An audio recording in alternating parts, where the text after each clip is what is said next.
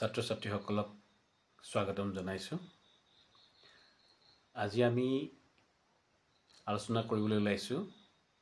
Negative কেনেকৈ কৰা হয় সেই বিষয়ে। ইংৰাজী এটা সেন্টেন্স নিগেটিভ কৰিবলৈ হলে আমি প্ৰথমে কেইটামান কথা লক্ষ্য কৰিব লাগিব। নিগেটিভ কৰিবলৈ যোৱাৰ আগতে আমি জানিব লাগিব অক্সিলাৰী ভাৰ্ব কি বা সহায়কাৰী ক্ৰিয়া কোনবিলাক। এতিয়া সাধাৰণতে আমি সহজভাৱে বুজিবলৈ হলে অক্সিলাৰী ভাৰ্ব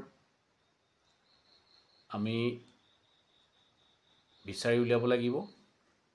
আৰু সেইখিনি বিচাৰিবলৈ হলে এটা সেন্টেন্সত কোনটো মেইন ভাৰ্ব বা কোনটো অক্সিলাৰী ভাৰ্ব তাক আমি চিনি পাব লাগিব।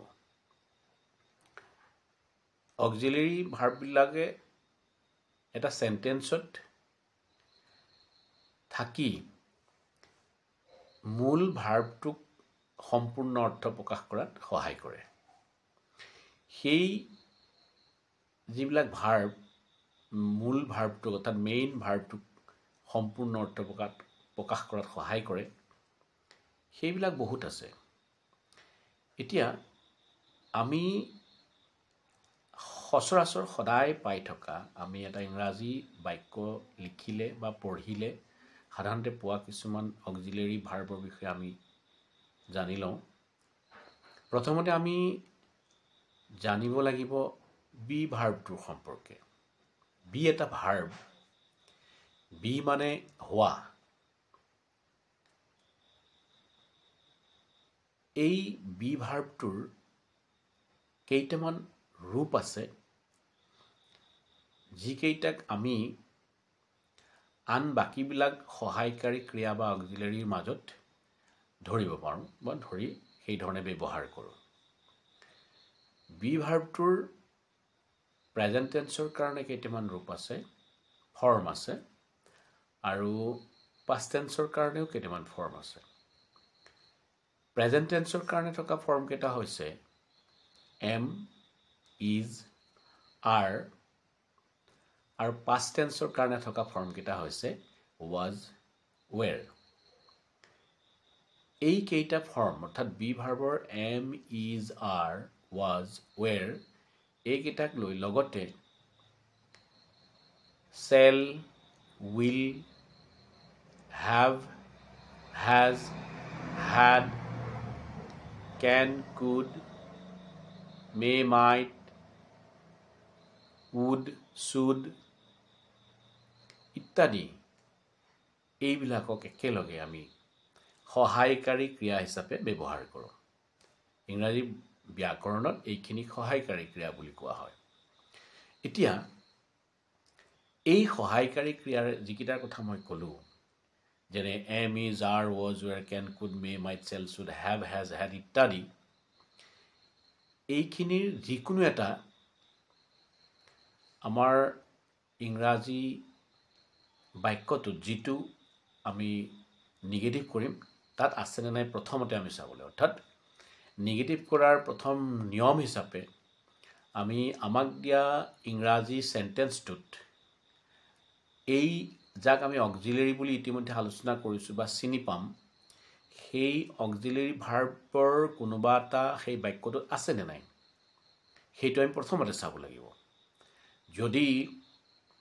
আমি জনা চিনি পোৱা সেই অক্সিলাৰী ভাৰ্ববিলাকৰ কোনোবা এটা আমাক দিয়া বাক্যটোত আছে তেতিয়াহ'লে সেই অক্সিলাৰী ভাৰ্ব অৰ্থাৎ সহায়কাৰী ক্ৰিয়াটোৰ লগত negative word not, NOT not, সেই নটটো লিখি দিলেই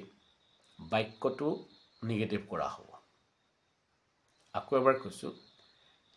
যে আমাক যেতিয়া এটা ইংৰাজী সেন্টেন্স নিগেটিভ কৰিবলৈ দিয়া হয় তেতিয়া আমি প্ৰথমতে চাম বাক্যটোত অক্সিলাৰী ভাৰ্ব আছে নে নাই।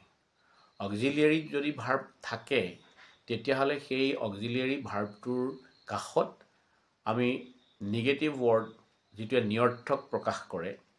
নট, NOT নট, সেই নট শব্দটো ব্যৱহাৰ কৰিম আৰু তাক লিখাৰ পাছতে বাক্যটো নিগেটিভ কৰা হৈ যাব সেই কাৰণে আমি প্ৰথমতে চিনি পাব লাগিব অক্সিলাৰি ভাৰ্বখিনি আৰু অক্সিলাৰি ভাৰ্বখিনিৰ বিষয়ে ইতিমধ্যে কৈছোঁ চিনি পাবলৈ বৰ কঠিন একো নহয় আমি যদি উদাহৰণ লওঁ কথাটো অকমান আৰু স্পষ্ট হ'ব I am reading a novel এই সেন্টেন্সটোত am to আছে be verbৰ form am আছে first person singular number লগত be verbৰ form am বহে present tenseত গতিকে এই am to যেহেতু বাক্যটোত আছে গতিকে ইয়াৰ লগত যেতিয়া আমি নিগেটিভ কৰিবলগীয়া হয় তেতিয়া not ব্যৱহাৰ কৰিব লাগিব অৰ্থাৎ I am not reading a novel যে প্ৰথমতে দিয়া হল I am reading a novel তাৰ পিছত আমি আকৌ কৰিলো যে I am not reading a novel ইয়াত am টোৰ পাছত not ব্যৱহাৰ কৰা হৈছে ঠিক সেইদৰে অন্য এটা যদি আমি উদাহৰণ লওঁ we are playing cricket ইয়াতো কি হৈছে we ৰ পাছত are আছে be verbৰ form are আছে first person plural number লগত be verbৰ form are বহে আৰু এই are টোৰ পাছতে আমি not ব্যৱহাৰ কৰিলে নিগেটিভটো সম্পূৰ্ণ হ'ব অৰ্থাৎ we are not playing cricket ঠিক সেইদৰে আমি অন্য এটা বাক্য যদি লওঁ the boy was reading a storybook the boy was not reading a storybook ইয়াত auxiliary verb was আছে তাৰ লগত আমি not ব্যৱহাৰ কৰি নিগেটিভ কৰিছো ঠিক তেনেকৈ আমি অন্য এটা উদাহৰণ ললে আমি আৰু বুজিব পাৰিম Rita is singing a Jyoti Sangit Rita is not singing a Jyoti Sangit they were playing football they were not playing football the old man is reading a newspaper the old man is not reading a newspaper অৰ্থাৎ আমি এই উদাহৰণবিলাকৰ পৰা এটা কথা বুজিলো যে আমাৰ বাক্যবিলাকত থকা যি অক্সিলাৰি ভাৰ্ব আছে সেই অক্সিলাৰি ভাৰ্বটো প্ৰথমতে বিচাৰি উলিয়াব লাগিব আৰু যদি বাক্যটোত অক্সিলাৰি ভাৰ্ব আছে তেতিয়াহ'লে তাৰ লগ কাষতে আমি not ব্যৱহাৰ কৰিলে নিগেটিভ কৰা হৈ যাব অন্য কিছুমান উদাহৰণ Raju can speak English এই বাক্যটোত can টো আছে can টোক আমি ইতিমধ্যে অক্সিলাৰি ভাৰ্ব বুলি কৈছো গতিকে আমি এই বাক্যটো নিগেটিভ কৰিলে canৰ লগত not ব্যৱহাৰ কৰিলে নিগেটিভ কৰা হ'ব Raju can't speak English you may go now you may go now এই বাক্যটোত may টো আছে ইয়াকো আমি অক্সিলাৰি ভাৰ্ব বুলি কৈছো গতিকে আমি এইটোক নিগেটিভ কৰিলে হ'ব you may not go now আকৌ এটা যদি উদাহৰণ লওঁ the girl has broken the mirror ইয়াত has আছে the girl is a third person singular number গতিকে ইয়াৰ লগত perfect verb has বহিছে গতিকে এই hasৰ লগত not ব্যৱহাৰ কৰিলে নিগেটিভ হ'ব the girl has not broken the mirror the boy will finish the project ইয়াত will আছে future tense sin will আছে the boy বুলি ক'লে third person singular number তাৰ লগত future tense sin will বহিছে গতিকে এই will টোক আমি ইতিমধ্যে অক্সিলাৰি ভাৰ্ব বুলি কৈছো গতিকে ইয়াৰ লগত আমি not ব্যৱহাৰ কৰি দিলে নিগেটিভ কৰা হ'ব the boy will not হ'ব the boy will not গতিকে আমি ইতিমধ্যে যে এটা বাক্যত অক্সিলাৰি ভাৰ্ব থাকিলে তাৰ লগত নিগেটিভ ওয়াৰ্ড not not ব্যৱহাৰ কৰি নিগেটিভ কৰিব পাৰোঁ। এইটো হৈছে নিগেটিভ কৰাৰ প্ৰথম নিয়ম। নিগেটিভ কৰাৰ আৰু বেলেগ নিয়ম আছে। যদি আমাক নিগেটিভ কৰিবলৈ দিয়া বাক্যটোত অক্সিলাৰী ভাৰ্ব নাথাকে, তেতিয়া আমি বাক্যটো নিগেটিভ কৰিবলৈ হ'লে আমি অক্সিলাৰী ভাৰ্ব এটা বিচাৰি ল'ব লাগিব। সেই অক্সিলাৰী ভাৰ্বটো হ'ব ডু। ডু ভাৰ্বটো কেতিয়াবা কেতিয়াবা মেইন ভাৰ্ব হিচাপে ব্যৱহাৰ হয় আৰু কেতিয়াবা আমি ইয়াক অক্সিলাৰী ভাৰ্ব হিচাপে ব্যৱহাৰ কৰিব পাৰোঁ। যেতিয়া বাক্য এটা আমাক নিগেটিভ কৰিবলৈ দিব আৰু যদি তাত অক্সিলাৰী ভাৰ্ব নাথাকে, তেতিয়াহ'লে সেই বাক্যটো নিগেটিভ কৰিবলৈ হ'লে আমি ডু ভাৰ্বক অক্সিলাৰী ভাৰ্ব হিচাপে ব্যৱহাৰ কৰিম, অৰ্থাৎ ডু ভাৰ্বৰ সহায় ল'ম। এতিয়া আমি যেনেকৈ অক্সিলাৰী ভাৰ্ব এটা থাকিলে তাৰ লগত নট ব্যৱহাৰ কৰি নিগেটিভ কৰোঁ, ঠিক তেনেকৈ আমি বাক্যত ডু ভাৰ্বটোকো অক্সিলাৰী হিচাপে ব্যৱহাৰ কৰিম আৰু তাৰ লগত নিগেটিভ ৱৰ্ড নট ব্যৱহাৰ কৰিম। আমি উদাহৰণ এটা ল'লে সেই কথাটো আৰু অলপ স্পষ্ট হ'ব। I go to school. আমি প্ৰথম বাক্যটো লৈছোঁ I go to school. এই বাক্যটোত আমি যদি চাওঁ, তেতিয়াহ'লে ইয়াত অক্সিলাৰী ভাৰ্ব নাই, সহায়কাৰী ক্ৰিয়া নাই। গতিকে আমি ইয়াক নিগেটিভ কৰিবলৈ যেতিয়া যাম, তেতিয়াহ'লে আমি ডু ভাৰ্বটোক ইয়াত অক্সিলাৰী ভাৰ্ব হিচাপে ব্যৱহাৰ কৰিম। এতিয়া সাধাৰণ এটা বাক্যত, এফাৰ্মেটিভ এটা চেণ্টেন্সত আমি পাইছোঁ এনেকৈ যে I am a boy, ইয়াত এমটো আছে, কিন্তু I go to school ইয়াত কেৱল মূল ভাৰ্বটো আছে, ছাবজেক্ট আছে আৰু অবজেক্ট আছে, ইয়াত অক্সিলাৰী ভাৰ্ব নাই। গতিকে এই বাক্যটো আমি যেতিয়া নিগেটিভ কৰিম, তেতিয়াহ'লে ডুৰ সহায় ল'ম। ইয়াক যদি আমি কৰি চাওঁ I go to school, তেতিয়াহ'লে হ'ব I do not go to school। ছাবজেক্টৰ পাছতে আমি বহুৱাম যিটো ডু ভাৰ্বক আমি সহায়কাৰী হিচাপে ব্যৱহাৰ কৰিবলৈ বিচাৰিছোঁ বা লৈছোঁ, সেই ডু ভাৰ্বটো আমি ছাবজেক্টটোৰ পাছতে বহুৱাম। ছাবজেক্টটো হৈছে I do not go to school। যেনেকৈ চেণ্টেন্স এটাত অক্সিলাৰী ভাৰ্ব থাকিলে তাৰ কাষত নট বহে, ইয়াতো অক্সিলাৰী ভাৰ্ব নথকা চেণ্টেন্সটোতো ছাবজেক্টটোৰ পাছত ডু ভাৰ্বটো বহুৱাম, তাৰ লগত নট লিখি দিম। অন্য এটা উদাহৰণ ল'লে আকৌ বুজিবলৈ সহজ হ'ব। We read the Ramayana. We read the Ramayana. ইয়াতো আমি ইয়াক নিগেটিভ কৰিবলৈ হ'লে আমি যিহেতু অক্সিলাৰী এই বাক্যটো নাই, গতিকে ডুৰ সহায় ল'ম। এতিয়া আমি এইটোক নিগেটিভ কৰিম এনেকৈ, We do not read the Ramayana. We do not read the Ramayana. You play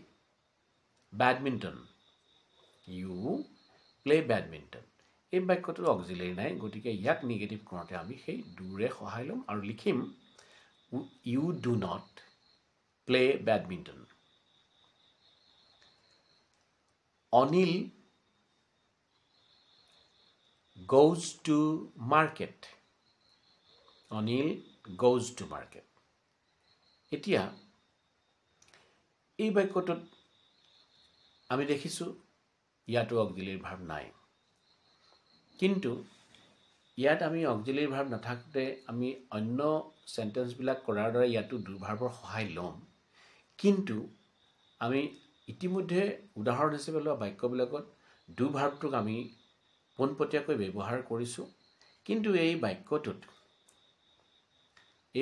আমি ডু ভাৰ্বটোক পোনপটীয়াকৈ ব্যৱহাৰ কৰিব নোৱাৰোঁ। যেনে বাক্যটো আমি পাইছোঁ অনিল গোজ টু মাৰ্কেট ইয়াত অনিল হৈছে third person singular number Anil বজাৰলৈ যায় বুলি কৈছে গতিকে অনিল বজাৰলৈ যায় কেতিয়া যায় এতিয়া যায় তাৰ মানে এইটো প্ৰেজেন্ট টেন্স আৰু বজাৰলৈ কেলে যায় সেই কথাটো স্পষ্ট একো নিৰ্দেশনা নাই কিয় যায় কেলে যায় কি কৰিব বজাৰত এই ধৰণৰ কোনো স্পষ্ট কথা বাক্যটোৱে নকয় কিন্তু কামটো বৰ্তমান সময়ত হৈছে এই পইণ্টটোৰ পৰা এই কথাটোৰ পৰা আমি ইয়াক নিৰ্ধাৰণ কৰিব পাৰোঁ যে এই বাক্যটো প্ৰেজেন্ট ইনডেফিনিট টেন্সৰ বাক্য অৰ্থাৎ প্ৰেজেন্ট ইনডেফিনিট টেন্সত বাক্য এটা তেতিয়া হয় তেতিয়া প্ৰেজেন্ট ইনডেফিনিট টেন্সটো ব্যৱহাৰ কৰা হয় যেতিয়া কোনো এটা কাম বৰ্তমান সময়ত কৰা বা হোৱা বুজায় কিন্তু কামটোৰ বিষয়ে সবিশেষ বা স্পষ্টকৈ একো নুবুজায় তেতিয়া প্ৰেজেন্ট ইনডেফিনিট টেন্স হয় গতিকে এই বাক্যটোত কি কৈছে Anil goes to market Anil বজাৰলৈ যায় কিন্তু বজাৰত অনিল কি কৰিব বস্তু বেচিব নে কিনিব এই ধৰণৰ কথাটো স্পষ্ট একো নাই কেৱল বজাৰলৈ যায় বুলি কৈছে গতিকে প্ৰেজেন্ট ইনডেফিনিট টেন্স আৰু অনিলটো হৈছে third person singular number third person singular number যেতিয়া হ'ব এটা বাক্যত প্ৰেজেন্ট ইনডেফিনিট টেন্সত থকা চেণ্টেন্স এটাৰ ছাবজেক্টটো যেতিয়া থাৰ্ড পাৰ্চন ছিংগুলাৰ নাম্বাৰ হ'ব তেতিয়া মেইন ভাৰ্বৰ লগত এছ বা ইএছ যোগ হৈ থাকিব এতিয়া ইয়াতো বাক্যটোত গোৰ লগত ইএছ যোগ হৈ গোজ হৈ আছে Anil goes to market Anil বজাৰলৈ যায় অনিল গোজ টু মাৰ্কেট এই বাক্যটো আমি যেতিয়া নিগেটিভ কৰিম এই বাক্যটো নিগেটিভ কৰোঁতে আমি এটা কথা লক্ষ্য কৰিব লাগিব যে যেহেতু সাবজেক্টটো থাৰ্ড পাৰ্চন ছিংগুলাৰ নাম্বাৰ আৰু সেইকাৰণেই ইয়াত মেইন ভাৰ্বটোৰ লগত ইএছ যোগ হৈ আছে গতিকে আমি নিগেটিভ কৰিবলৈ ডুৰ সহায় লওঁতে আমি তাত কি কৰিম কেৱল ডু নিলিখোঁ ডুৰ ঠাইত আমি ডাজ লিখিম আৰু ডাজ লিখাৰ পাছত এই যে মেইন ভাৰ্বটোৰ লগত ইএছ যোগ হৈ গোজ হৈ আছে তেতিয়া মেইন ভাৰ্বটো কি হ'ব এই ইএছটো আঁতৰি পুনৰ প্ৰেজেন্ট টেন্স ফৰ্মলৈ আহিব অৰ্থাৎ গো লিখিব লাগিব আমি এটা নিগেটিভ কৰিলে সম্পূৰ্ণ কৰিলে এনেকুৱা হ'ব Anil does not go to market কিয় হ'ব এনেকৈ আকৌ এবাৰ কৈছোঁ যে যেতিয়া বাক্য এটা প্ৰেজেন্ট ইনডেফিনিট টেন্সত থাকে আৰু তাৰ ছাবজেক্টটো যেতিয়া থাৰ্ড পাৰ্চন ছিংগুলাৰ নাম্বাৰ হয় তেতিয়া মেইন ভাৰ্বৰ লগত এছ বা ইএছ যোগ হৈ থাকে আৰু তেতিয়া সেইবিলাক বাক্য যেতিয়া নিগেটিভ কৰিবলগীয়া হয় তেতিয়াহ'লে সেই বাক্যবিলাকত আমি অক্সিলেৰী নথকাৰ কাৰণে ডু ভাৰ্ব ব্যৱহাৰ কৰিম অক্সিলেৰী হিচাপে কিন্তু ডুৰ ঠাইত লিখিম আমি ডাজ লিখিম আৰু ডাজ যেতিয়া লিখিম সেইকাৰণে মেইন ভাৰ্বৰ লগত যি ইএছ ইতিমধ্যে লাগি আছে সেই এছ বা ইএছটো আঁতৰি যাব Rita eats a banana. Rita does not eat a banana. Ram speaks English well. Ram speaks English well. Ram does not speak English well. ইতিমধ্যে আমি এটা সেন্টেন্স কি ধৰণে নিগেটিভ কৰিব পাৰি সেই কথাটো আমি আলোচনা কৰিছোঁ ইতিমধ্যে দুটা নিয়মৰ কথা কৈছোঁ প্ৰথম নিয়মটো ক'লো যে বাক্যত অক্সিলাৰী ভাৰ্বটো থাকিলে তাৰ লগত কাষতে নিগেটিভ ৱৰ্ড নট লিখি দিলে নিগেটিভ কৰা হ'ব দ্বিতীয় নিয়মটো হৈছে যদি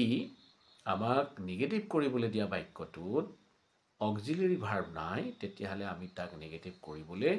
অন্য এটা ভাৰ্বক অক্সিলাৰী হিচাপে ব্যৱহাৰ কৰিম সেইটো হৈছে ডু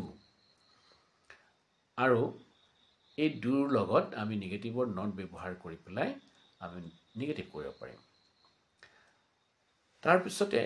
আমি এই কথাটো আকৌ এবাৰ দোহাৰিছোঁ যে যেতিয়া আমাক নিগেটিভ কৰিবলৈ দিয়া এটা সেন্টেন্স প্ৰেজেন্ট ইনডেফিনিট টেন্সত থাকিব আৰু সেই সেন্টেন্সটোৰ সাবজেক্টটো থাৰ্ড পাৰ্চন ছিংগুলাৰ নাম্বাৰ হ'ব তেতিয়া মেইন ভাৰ্বৰ লগত এছ বা ইএছ যোগ হৈ থাকিব আমি নিগেটিভ কৰোঁতে সহায় লোৱা ডু ভাৰ্বটো তেতিয়া আমি তাত কি লিখিম ডাজ লিখিম আৰু ডাজ লিখাৰ কাৰণে মেইন ভাৰ্বৰ পৰা এছ বা ইএছটো আঁতৰি যাব এইখিনিতে এটা কথা লক্ষ্য কৰিব লাগিব আমি থাৰ্ড পাৰ্চন বুলি কৈছোঁ থাৰ্ড পাৰ্চন কোনবিলাক আমি সেই কথাটো লক্ষ্য কৰিব লাগিব যে আমাৰ অসমীয়াত যেনেকৈ পুৰুষ আছে প্ৰথম পুৰুষ দ্বিতীয় পুৰুষ তৃতীয় পুৰুষ আৰু এই পুৰুষৰ লগতে সংযুক্ত হৈ থাকে বচন অৰ্থাৎ প্ৰথম পুৰুষ এক বচন প্ৰথম পুৰুষ বহু বচন দ্বিতীয় পুৰুষ এক বচন দ্বিতীয় পুৰুষ বহু বচন তৃতীয় পুৰুষ এক বচন তৃতীয় পুৰুষ বহু বচন ঠিক সেই একেদৰেই ইংলিছ গ্ৰামাৰত পাৰ্চন আছে পাৰ্চনৰ লগত নাম্বাৰ আছে first person I second person you third person he she it এইকেইটা কোৱা হয় কিন্তু আমি ভালকৈ মনত ৰাখিব লাগিব যে কেৱল হি সি বা ইট এই ধৰণৰ শব্দকেইটাই কেৱল থাৰ্ড পাৰ্চন নুবুজায় যেহেতু ইতিমধ্যে আমি কৈছোঁ যে আই ফাৰ্ষ্ট পাৰ্চন আই মই প্ৰথম পুৰুষ ফাৰ্ষ্ট পাৰ্চন আই ইউ অৰ্থাৎ তুমি ইউ ছেকেণ্ড পাৰ্চন তুমি দ্বিতীয় পুৰুষ আৰু সি তাই তেওঁ এইটো এইবিলাক হৈছে থাৰ্ড পাৰ্চন কিন্তু কেৱল সি বা তেওঁ বা তাই এইকেইটাই যে থাৰ্ড পাৰ্চন এনে নহয় আমি এটা স্পষ্ট ধাৰণাটো কৰি ল'ব লাগিব যে ইতিমধ্যে কোৱাই হৈছে যে ফাৰ্ষ্ট পাৰ্চনটো আই ছেকেণ্ড পাৰ্চনটো ইউ গতিকে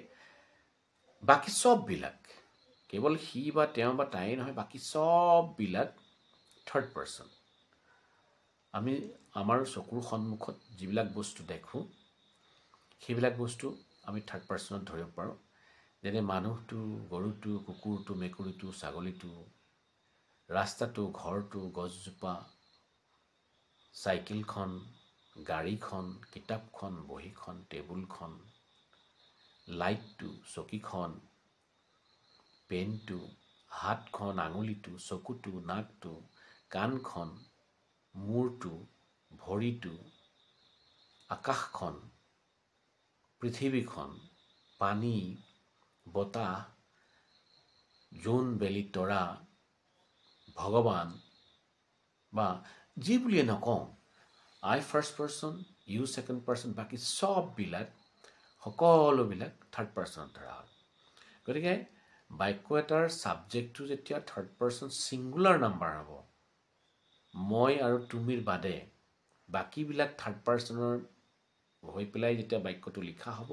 আৰু সেই থাৰ্ড পাৰ্চন ছাবজেক্টত যেতিয়া থাকিব ছাবজেক্টত থাৰ্ড পাৰ্চন যেতিয়া থাকিব আৰু সি ছিংগুলাৰ নাম্বাৰ হ'ব তেতিয়াহ'লে প্ৰেজেণ্ট ইনডেফিনিট টেন্সত মেইন ভাৰ্বটোৰ লগত এছ বা ইয়েছ বহিব আৰু সেই বাক্যটোক নিগেটিভ কৰিবলৈ যাওঁতে অক্সিলাৰী নথকাৰ কাৰণে ডু ভাৰ্বৰ সহায় ল'ম কিন্তু আমি তাত ডু নিলিখি ডাজ লিখিম আৰু ডাজ লিখাৰ কাৰণে বাক্যটোৰ পৰা মেইন ভাৰ্বৰ লগত থকা এছ বা ইয়েছ আঁতৰি যাব তোমালোকে ইতিমধ্যে আজি নিগেটিভ কেনেকৈ কৰা হয় সেই বিষয়ে বুজি পাইছা নিশ্চয় এইখিনিতে মই এটা কথা ক'ব বিচাৰোঁ যে মই তোমালোকলৈ এই ভিডিঅ'খিনি আগবঢ়াইছোঁ ইংৰাজী গ্ৰামাৰৰ ওপৰত মোৰ বিশ্বাস এইখিনিয়ে তোমালোকক সহায় কৰিব তোমালোকে মোৰ চেনেলটো চাবা ভিডিঅ'বিলাক চাবা আৰু এই ভিডিঅ'বিলাকৰ পৰা তোমালোকে কিবা বুজিছানে নাই যদি বুজিছা তেতিয়াহ'লে কমেণ্ট কৰিবা আৰু লাইক কৰিবা মই ইতিমধ্যে দেখিছোঁ ভিডিঅ'বিলাক যথেষ্ট ছাত্ৰ ছাত্ৰীয়ে চাইছে ব্যক্তিয়ে চাইছে কিন্তু লাইক বা কমেণ্ট কোনেও নকৰে চাই থৈ দিয়ে লাইক কমেণ্ট কোনেও নকৰে এইটো বৰ এক বেয়া লগা কথা হৈ আছে মনটো বেয়া লাগি যায় তোমালোকে একো নকোৱা ভাল লাগিছে বেয়া লাগিছে বুজিছা নাই বুজা একো নকোৱা গতিকে তোমালোকক পুনৰবাৰ মই অনুৰোধ কৰিছোঁ ভিডিঅ'টো চাবা কি বুজা নাই কমেণ্টত লিখিবা পুনৰ সেইখিনি আমি তোমালোকলৈ আগবঢ়াবলৈ চেষ্টা কৰিম ভিডিঅ'টো লগৰ বন্ধু বান্ধৱলৈ শ্বেয়াৰ কৰি দিবা, লাইক কৰিবা। আৰু যদি যিসকল নতুন ছাত্ৰ ছাত্ৰীয়ে ভিডিঅ'টো চাই আছে তেওঁলোকে মোৰ এই চেনেলটো ছাবস্ক্ৰাইব কৰি দিবা। তোমালোকে ছাবস্ক্ৰাইব কৰি কাষত থকা বেল আইকনটো দবাই দিবা আৰু কমেণ্ট কৰিবলৈ, লাইক কৰিবলৈ নাপাহৰিবা। ঠিক আছে, পুনৰ অন্য এটি ভিডিঅ'ত লগ পাম।